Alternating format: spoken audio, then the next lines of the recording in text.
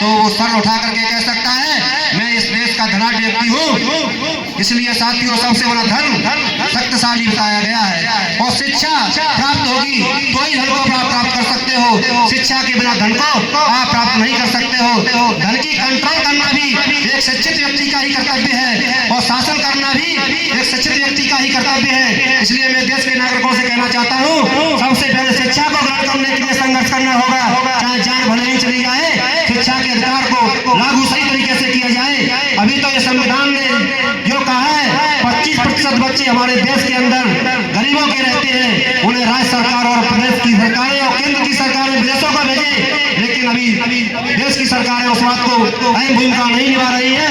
अपने बच्चों को दत्तक पुत्र बना करके विदेशों में भेज देती है, उस पर ब्लॉक लगा करके इस देश के गरीब बच्चों को ही विदेशों में भेजने का मौका मिले और बाबा साहब के सपनों को साकार करने का अवसर, वही सबसे बड़ा अवसर होगा कि देश के लड़के जब विदेशों में पढ़ने के लिए जाएंगे तो विदेशों की संस्कृति को सीख करके इस देश में लागू करेंगे।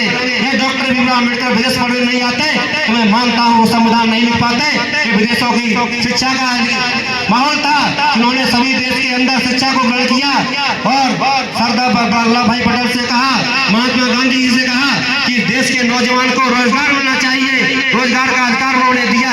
लेकिन रोजगार को आज जिन सरकारें छीन करके क्या कर रही है, प्राइवेट कंपनियों में वितरित कर रही है, जिससे देश की आर्थिक स्थिति हमारी जनता की बिगड़ रही है, ना कि उद्योगपतियों की। इस बात को मैं आज मंच के माध्यम से कहना चाहता हूँ। साथियों, नौजवान बच्चों का रोजगार से अगर सरकारें छीन रही है तो नौजवान बच्चों को मैदान में आकर के राम प्रसाद बिस्मिल बनना होगा। मैं अपनी वाणी को प्रणाम देता हूँ, भारतीय संविधान को नमन करता हूँ, महात्मा ज्योतिराव फुले की धरती को नमन करता हूँ, मैं बली बाबा की धरती को नमन करते हुए नागाजी महाराज की भूमि को प्रणाम करते हुए अपनी वाणी को समाप्त करता हूँ।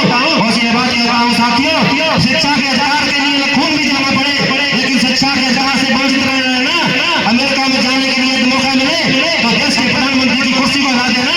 अपनी कुर्सी के चक्कर में प्रधानमंत्री अपने लोगों को संसद में जाने के लिए बच्चों को दे रहा है, उस आरक्षण को खत्म करना चाहिए। मैं इस बात को कहता हूँ, शिक्षा में कोई प्रकार का आरक्षण नहीं है, शिक्षा भारत की मुफ्त है। ये संविधान ने लिखा है बाबा साहब अम्बेडकर ने कि प्रत्येक आदमी को भारत की शिक्षा के लिए वंचित नहीं किया जाए, और शिक्षा का अधिकार सबके श्रेष्ठ अधिकार है, और प्रत्येक नागरिक को शिक्षा का अधिकार है। उस शिक्षा को अधिकार को डगमगाने नहीं चाहिए, और शिक्षा के अधिकार को प्रत्येक आदमी की लड़ाई लड़ने के लिए ये भारतीय संस्कृति सिखाती है। मैं अपने तपोभूमि पर नमन करते हुए बड़ी बाबा के चरणों में प्रणाम करते हुए बड़ी को विराम देता हूँ।